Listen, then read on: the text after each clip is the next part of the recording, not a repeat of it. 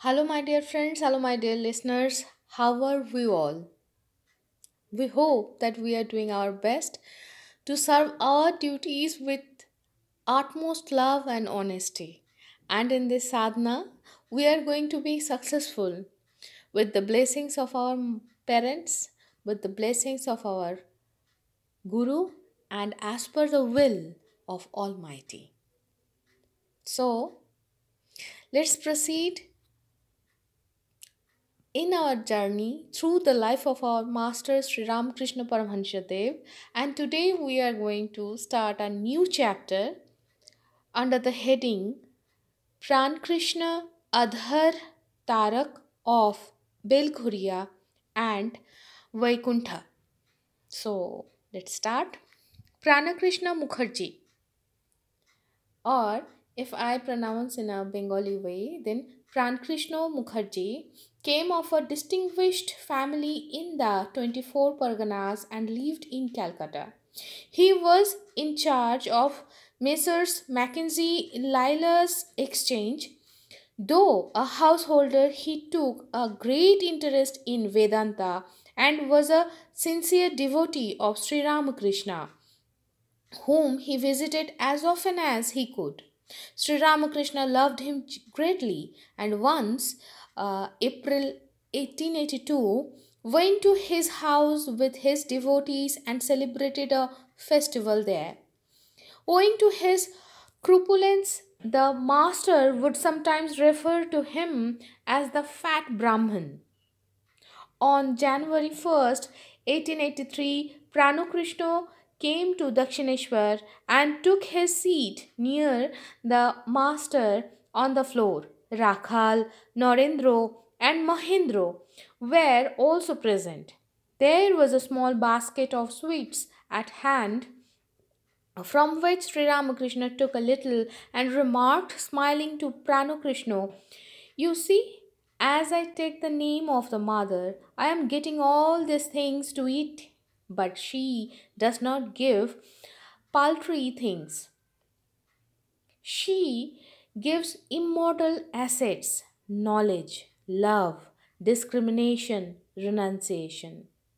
Just then, a child of 6 or 7 entered the room. The master was seized with a novel feeling. Like a boy, he tried to conceal the basket of sweets and finally moved it to one side. In the act of protecting the sweets, he fell into samadhi. After a long pause, he heaved a sigh and began to talk to Pranu. God is not only formless but also with form. One can see his matchless form through devotion and rapporteur. Mother reveals herself variously. Then, referring to the command he had received from the mother to remain in a devotional attitude instead of unity with the impersonal, he said, "At times I forget this and suffer in consequence. Disregarding this injunction, I once had my teeth broken. So, unless I hear the voice from heaven or have some other realization, I will remain in a devotional attitude." What do you say to this? Pranakrishna said, "Right, sir." Sri Ramakrishna then replied, "And why should I refer to you either?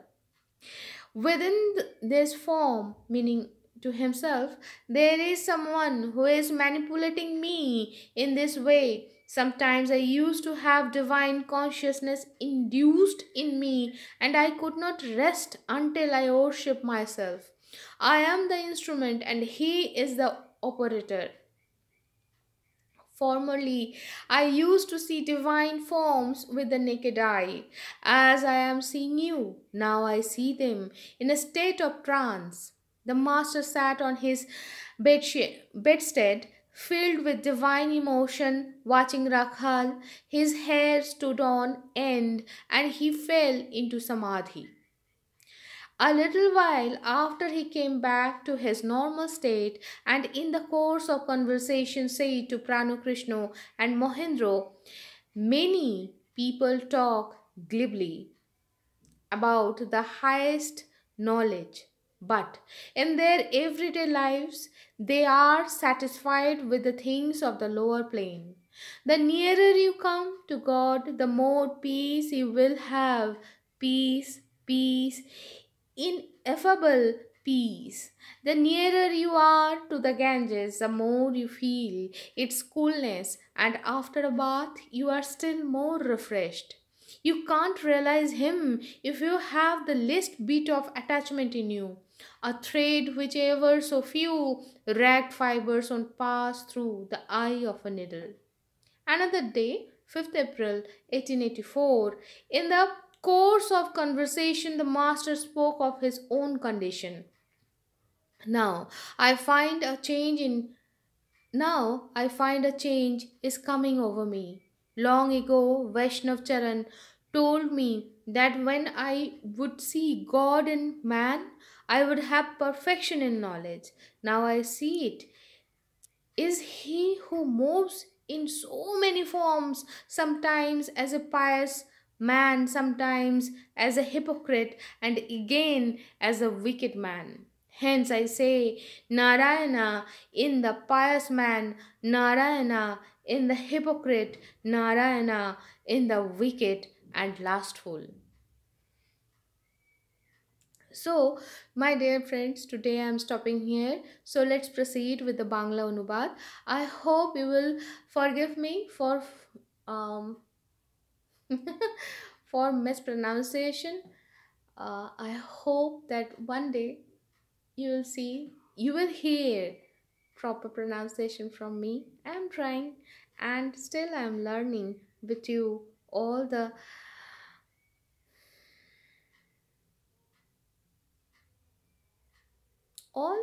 I shouldn't say all. Whatever he is trying to, or Almighty is trying to embed within our minds through this reading, I am trying to grasp all those teachings actually. So let's proceed with the Bangla Anubad.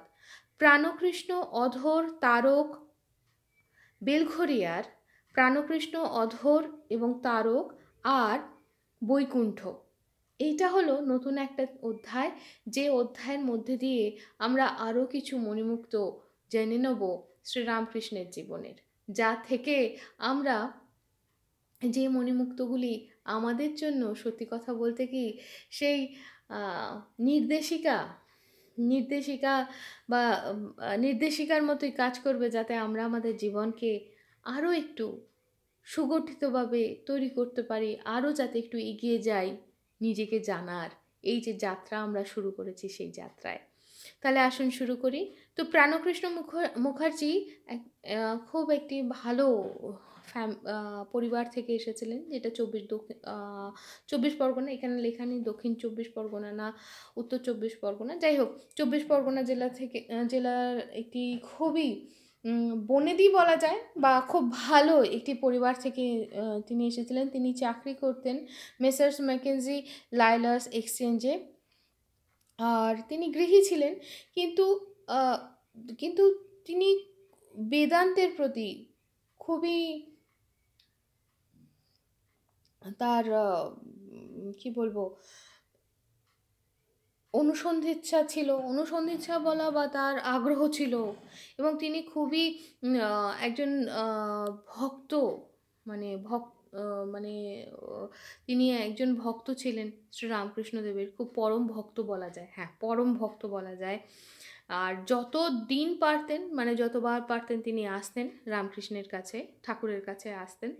তো ঠাকুরও তাকে খুব ভালোবাসতেন, এবং 1882 April মাসে তার বাড়িতেও যান রামকৃষ্ণদেব ঠাকুর, যান তার বাড়িতে তার ভক্তদের সঙ্গে, এবং তার স্বভাবের জন্যই বলা যায় যে ঠাকুর তাকে বলতেন যে ফ্যাট ব্রাহ্মণ, মানে ফ্যাট বলতে মোটা বামুনও বলা যায় আর পেটুক বামুনও বলা যায়। তো যাই হোক, এরকম তাকে বলতেন তার স্বভাবের জন্য। তো পয়লা জানুয়ারি 1883 সালে রামকৃষ্ণ মানে দক্ষিণেশ্বরে ঠাকুরের কাছে আসেন প্রাণকৃষ্ণদেব, প্রাণকৃষ্ণ। তো এবং ঠাকুরের পায়ের কাছে মেঝেতে তিনি বসে পড়েন, যেখানে রাখাল, নরেন্দ্র আর মহেন্দ্র এরা এরাও ছিলেন, তিনজনই শুধু বলবো না, এরাও ছিলেন। তো একটা ছোট কৌটো বলা কি ঠিক, যাই হোক তাই বলি, একটা ছোট সেই শাল, কি বলে ওটাকে, শাল, আহ, শাল পাতার যে ঠোঁয়া হয়, সেই শাল পাতার ঠোঁয়ায় কিছু মিষ্টি ছিল। তো নিচ্ছেন শ্রীরামকৃষ্ণ একটা ছোট টুকরো নিয়ে, তারপর তিনি হঠাৎ বলতে আরম্ভ করলেন হাসতে হাসতে প্রাণকৃষ্ণকে, যে দেখো, আমি মায়ের নাম নিই, তাই জন্য আমি এই সমস্ত কিছু খেতে পারি, কিন্তু মা কখনো এই আলতু ফালতু মানে নগণ্য জিনিস দেন না, যেগুলো এরমভাবে যদি বলি যে উনি কখনো ক্ষয়ে যা হয় সেরকম জিনিস দেবেন না, তিনি অক্ষয় জিনিস দেন, ইমর্টাল, এমন ধন দেন যে যা অক্ষয়। সেই ধন সম্পদ কি? জ্ঞান, ভালোবাসা, আর পৃথক করতে শেখা, আবার সব কিছু ছেড়ে দেওয়া। মানে সেই বলে না যে নাস্তি নাস্তি করতে করতে আস্তিতে যেতে হয়, বা এটা নয় ওটা নয় সেটা নয় করতে করতে দ্বৈতবাদ থেকে অদ্বৈতবাদে ওঠা, সেই রকমই সেই জিনিসগুলো, এই সমস্ত জ্ঞান, বা বলা যায় যে মোক্ষ প্রাপ্তির জন্য যে জ্ঞান, সেগুলো মা দেন। তো এইভাবেই যখন বলছেন তিনি, হঠাৎ তখন দেখেন যে একটা ছোট 6-7 বছরের বাচ্চা ঘরের মধ্যে ঢুকে পড়েছে। তো সঙ্গে সঙ্গে ঠাকুর মিষ্টিগুলো মাজানোর জন্য তৎপর হয়ে ওঠেন। শেষ পর্যন্ত একটা দিকে তিনি মিষ্টিগুলো সরিয়ে দেন, এবং তারপরেই তিনি সমাধিস্থ হয়ে যান, এবং অনেকক্ষণ বাদে তিনি সমাধি থেকে বেরিয়ে এসে আবার আস্তে আস্তে তিনি কথা বলতে থাকেন, এবং প্রাণকৃষ্ণকে বলতে থাকেন যে ভগবান কিন্তু শুধু নিরাকার নয়, তিনি সাকারও। এবং তিনি বলতে থাকেন যে তার যে সেই অতীন্দ্রিয় যে রূপ, সেটা একমাত্র ভক্তির মাধ্যমেই আমরা দেখতে পেতে পারি, এবং তার সঙ্গে একটা যদি সেরকম সখ্যতা, সেরকম একটা ঘনিষ্ঠতা তৈরি হয়, তখনই মা নিজের বিভিন্ন মূর্তিতে বা বিভিন্ন রূপে ধরা দেন। তো এটা খুব সুন্দর, তাই না? তো এইভাবেই বলতে থাকেন যে then referring to the command he had received from the mother to remain in the devotional attitude instead of unity with the impersonal, he said, মানে তিনি মায়ের থেকে যে আজ্ঞা পেয়েছেন, সেই অনুযায়ী তাকে বাদেই থাকতে বলছেন। ওই যে অদ্বৈত অবস্থা বা অদ্বৈতবাদের দিকে যেতে বারণ করছেন, সেই মতামত নিয়েই বলছেন যে at times I forget this and suffer in consequence, মানে অনেক সময় আমি অদ্বৈতবাদ, মানে উনি যে ভক্তি মার্গে তাকে চলতে হবে সেটা উনি ভুলে যান মাঝে মাঝেই, যতবার বলেন তার ফলও তিনি হাতে নাতে পান। তো এইরকমই একবার তিনি ভুলে গেছিলেন বলেই তার দাঁত ভেঙে গেছিল। তো তিনি বলছেন যে অতএব যতক্ষণ পর্যন্ত না ওপর থেকে কোনো ফরমান আসছে, জারি হচ্ছে বাবা, ততক্ষণ পর্যন্ত আমি আর কোনো মতে যাচ্ছি না, আর কোনো পথে যাচ্ছি না, আমি ভক্তি মার্গেই থাকবো। তো বলতে বলতে উনি বলছেন, কি বলো? তো প্রাণকৃষ্ণ বলছেন, হ্যাঁ হ্যাঁ ঠাকুর। তো তখন রামকৃষ্ণদেব বলছেন, আচ্ছা, আর আমি তোমাকেই বা বলছি কেন? বলে নিজেকে নিজে দেখাতে দেখাতে বলছেন, within this form there is someone who is manipulating me in this way. তো নিজেকে দেখাতে দেখাতে বলছেন যে এই যে এই যে আধারটা, এই আধারের মধ্যে একজন কেউ আছে যে এই গণ্ডগোলগুলো পাকায়। তো তখন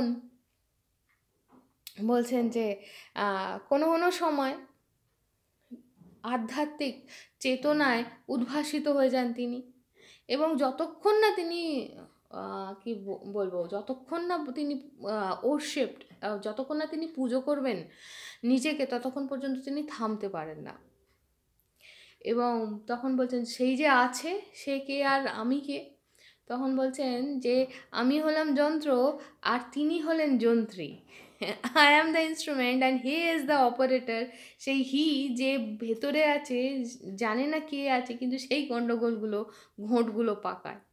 formally I use to see divine forms with the naked eye. প্রথমে আগে আমি দেখতে পেতাম, খালি চোখেই দেখতে পেতাম সমস্ত দৈবী বা দৈবিকই বলি, সেই দৈবিক রূপগুলি।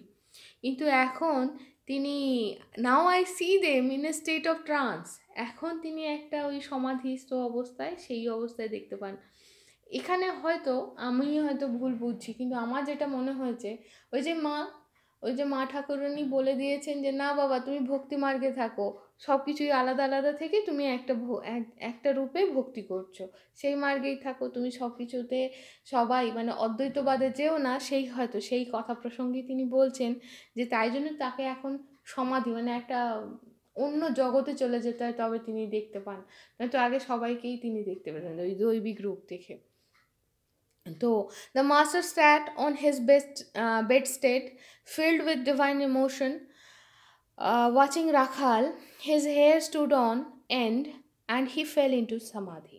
তো তিনি বিছানা বলো বা খাটিয়া বলো, তার পাশে যে জায়গাটা, সেখানে তিনি বসেছেন এবং তারপর খুবই আধ্যাত্মিক আবেগে তিনি ভরপুর হয়ে, বলা যায় যে রাখালকে দেখতে থাকেন, এবং সেই সময় তার মাথার যে চুলগুলো সেগুলো খাঁড়া হয়ে গিয়েছিল, এবং তারপর একটা সময় কিন্তু তিনি সমাধিস্থ হয়ে পড়ে যান। A little while after he came back to his normal state, and in the course of conversation said to Pranakrishna and Mohendra, তো কিছুক্ষণ বাদে তিনি যখন সমাধি থেকে বেরিয়ে আসেন, তখন তিনি প্রাণকৃষ্ণ আর মহেন্দ্রকে বলতে থাকলেন যে অনেকেই বলে মানে অনেক কিছুই বলে সর্বোচ্চ বা সর্বশ্রেষ্ঠ জ্ঞানের ব্যাপারে, কিন্তু তারা কিন্তু সেই যে সর্বোৎকৃষ্ট যে জ্ঞান, যেটা সবচেয়ে শ্রেষ্ঠ, সেই জ্ঞান কিন্তু তারা নিজের জীবনে অনেক নিচু থাকের জিনিস পেয়েই তারা খুশি হয়ে যায়, মানে but in their everyday lives they are satisfied with the things of the lower plane. এখন লোয়ার প্লেন হায়ার প্লেন আমরা নাই বা বুঝলুম, শুধু এরকম যে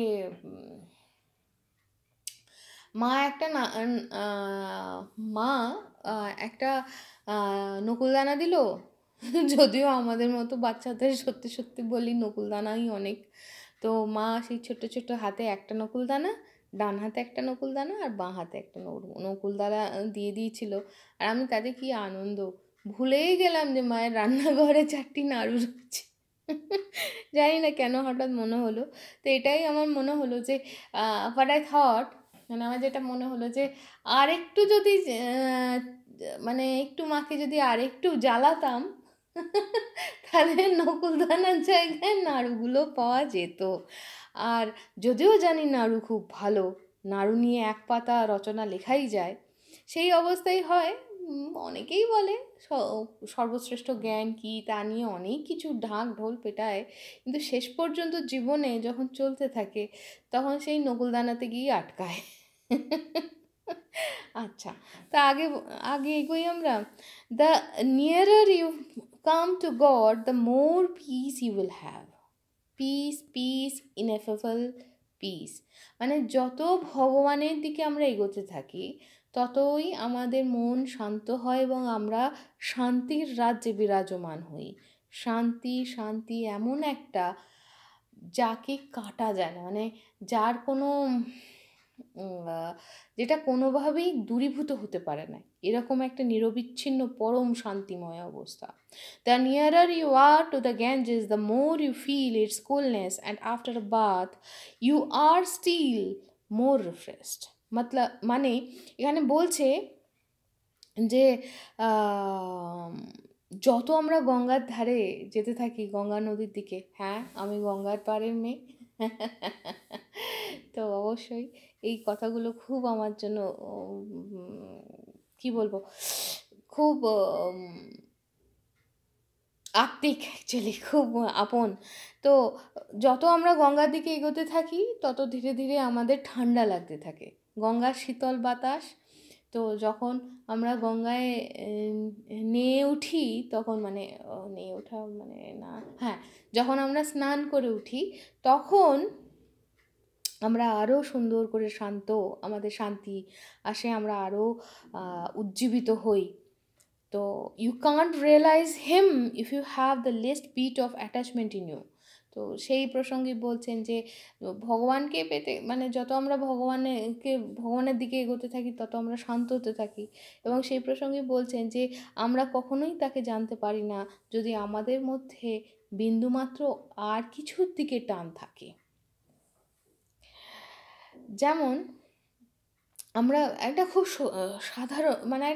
সাধারণ কিন্তু একটা খুব বোধগম্য হতে পারে সহজভাবে সেরকম একটা উনি উদাহরণ দিচ্ছেন যে ছুঁচে সুতো পরানোর চেষ্টা হচ্ছে, সেই ছুঁচটাতে সুতোটা যাচ্ছে না, কারণ সেই সুতোর থেকে অনেক ছোট একটা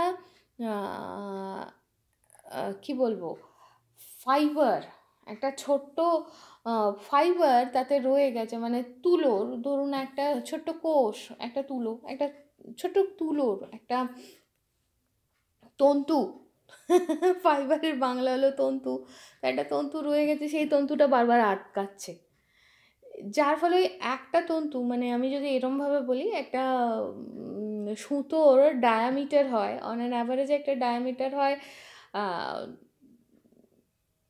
100 মাইক্রন, খুব রাফলি, কারণ প্লাইডিয়ান তো তাই জন্য হবে যাতে সে সেলাই করতে পারে। তো এবার কিন্তু একটা ফাইবার একটা তন্তুর ডায়া হচ্ছে 30 মাইক্রোমিটার। সূচের যে ছোট্ট যে গর্তটা সেটা 100 মাইক্রোমিটারের চেয়ে বড়, সেই সুতোটা ঢুকে চলে যাবে। আচ্ছা, এখানে এরকমভাবে বোঝাই এই হলো গিয়ে সূচের যে গর্তটা, এটার ডায়া সামহাউ ধরে নিই 150 মাইক্রোমিটার। কেমন? এবার যে ইয়ার্নগুলো যেগুলো আমরা এর মধ্যে দিয়ে সেলাইয়ের জন্য ব্যবহার করি সেগুলো 2 প্লাই হয়, কখনো কখনো 3 প্লাইও হয়, এবং এইটার ডায়া মোটামুটি 100 মাইক্রোমিটার, একটা উদাহরণ হিসাবে বলছি, 100 মাইক্রোমিটারের মতো হয়। আর এরা যে তন্তু দিয়ে তৈরি, সেই তন্তুগুলোর ডায়া হচ্ছে 30 মাইক্রোমিটার, সবচেয়ে মোটাগুলোর। এই 30 মাইক্রোমিটার কোথায়, এখান দিয়ে বেরিয়ে চলে যাওয়ার কথা, সেই একটা 30 মাইক্রোমিটার তন্তু এই 100 মাইক্রোমিটারের একটা বড় সুতোকে আটকে দেয়। দেখবেন ভালো করে, তাই জন্যই কিন্তু অসুবিধাটা হয়, মাঝখান দিয়ে একটা ফ্যাঁকড়া বেরিয়ে রয়েছে, তাই জন্য ঢুকতে পারছে না। তো রামকৃষ্ণদেব সেটাই বলছেন যে a thread with ever so few rat fibres won't pass through the eye of a needle. কিছু যদি একটা ওইটুকুনি ছোট্ট একটা যদি তন্তু অত বড় একটা সুতোকে যেতে বাধা দেয়, সেরকমই ভগবত তত্ত্ব অনুধাবন করতে গিয়ে আর কিছু নয়, শুধু রসগোল্লা ভালোবাসি হয়ে গেল। তো যাই হোক, আর একদিন 5ই এপ্রিল 1884 এইরকমই একটা কথোপকথন হচ্ছে। তো রামকৃষ্ণদেব বলছেন নিজের অবস্থা সম্বন্ধে যে now I find a change is coming over me, একটা কিছু পরিবর্তন হচ্ছে, একটা কিছু তো পরিবর্তন হচ্ছে নিজের মধ্যে, সেটা উনি বলছেন। এবং বলতে বলতে বলছেন যে long ago Vaishnavcharan told me that when I would see God in man I would have perfection in knowledge.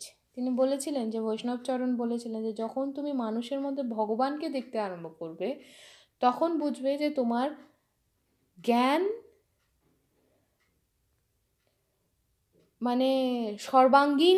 সর্বাঙ্গ সুন্দর হয়েছে। Now I see it, now I see it is he who moves in so many forms, sometimes as a pious man, sometimes as a hypocrite, and again as a wicked man. তো তখন তিনি বলছেন যে আমি এখন তাকেই কখনো খুব ভক্তিমান কারোর মধ্যে ভক্তিমান কোনো সত্তা হিসাবে দেখি, কখনো কোনো ভীতু সত্তা হিসাবে, কখনো আবার কাপুরুষ সত্তা হিসাবে বা কখনো খুবই বাজে বা চালাক বা খুবই নিকৃষ্ট মনোভাব সম্পন্ন রূপেও দেখি। Hence I say Narayana in the pious man, Narayana in the hypocrite, Narayana in the wicked and lustful. Wicked and lustful মানে তিনি বলছেন নারায়ণ সবেতেই, নারায়ণ ভক্তিমানে, নারায়ণ কাপুরুষে, নারায়ণ কি বলবো কুটিল, আবার কুটিলের মধ্যেও লাস্টফুলকে কি বলবো, লাস্য বা কামুক, আই সাপোজ সেইভাবে বলা যায়। তো সবার মধ্যেই, সবার মধ্যে নয়, সব রকমভাবে তাকে দেখা যায়। ওই বলে না প্লাস আর মাইনাস দুটোকে আলাদা করলে প্লাস আর মাইনাস হয়, কিন্তু দুটো যদি এক থাকে তাহলে জিরো। পরম ব্রহ্ম পজিটিভ আর নেগেটিভ দুটো এক হইলে কোনো তড়িতাবেশ হতে পারে না, কারণ কোনো মেরু তৈরি হয় না, তড়িৎ মেরু তৈরি হয় না। কিন্তু যদি দুটো একই জায়গায় থাকে তড়িৎ মেরু তৈরি হয় না, কিন্তু যখন দুটো আলাদা হয়ে যায় তখন একটা ধনাত্মক আর একটা ঋণাত্মক তড়িৎ মেরু সৃষ্টি করে। তাই তো, তাহলে আজ এই অবধি, আশা করি আমাদেরও সেই বোধ হবে এক সময়। তবে রামকৃষ্ণদেবের কথাই বাঘ Narayan.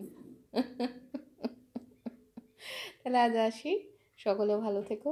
So my dear friends, today I am stopping here. I hope that somehow a little bit of my this effort um, has given you some hope, I hope. And actually this reading has given me enormous